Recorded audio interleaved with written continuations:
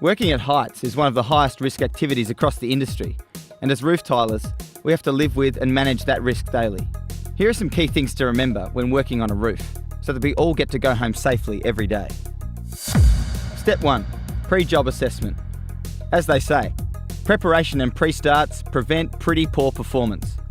So a key to starting any job, large or small, is to go through a thorough pre-start process.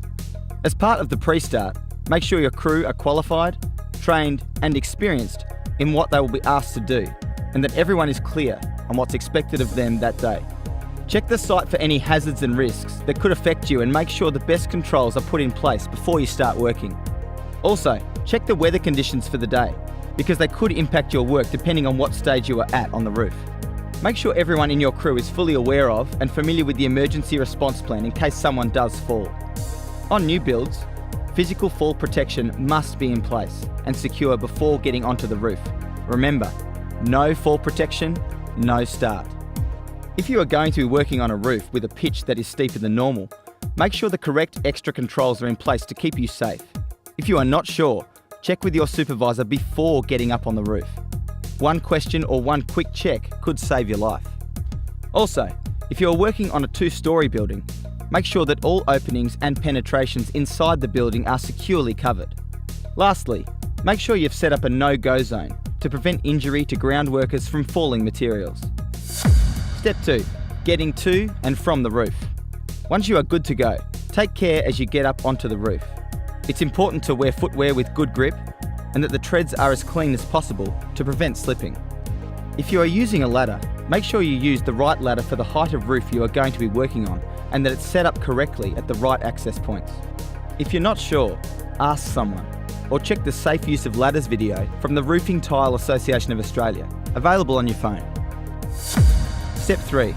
Working on the roof. On new builds, you're the most exposed to the risk of falling from the roof when you're first marking out and fixing the battens. So when you first get on the roof, check that the trusses are secure, fully braced off and safe to walk on. If trusses are wider than 600mm apart, additional controls are needed, so call your supervisor for advice. Whenever possible, walk on the bottom chord of the trusses while you're marking and laying your battens, so the trusses themselves act as fall protection for you. While you're fixing the battens, look out for anything wrong with the batten that could become a weak spot. Fix your battens, starting at the bottom of the roof and working your way up. This provides extra fall protection as you move higher up the roof. As you walk around the roof, remember to only stand on the junction where the batten crosses the truss before the tiles are laid. And once the tiles are laid, stand on the tile overlap to prevent them from breaking and losing your balance. When working near the valleys, always walk on the battens or tiles, never on the valley irons themselves because they can be very slippery when wet. Rolling out sarking is always a 2-person job. Always remember to place the shiny side down and take extra care when rolling it out. Once the tiles are laid and pointing begins, make sure you don't overfill your bedding buckets. No more than 15 kilograms is recommended. By remembering and following these key steps when tiling a roof, we can all go home safely every day.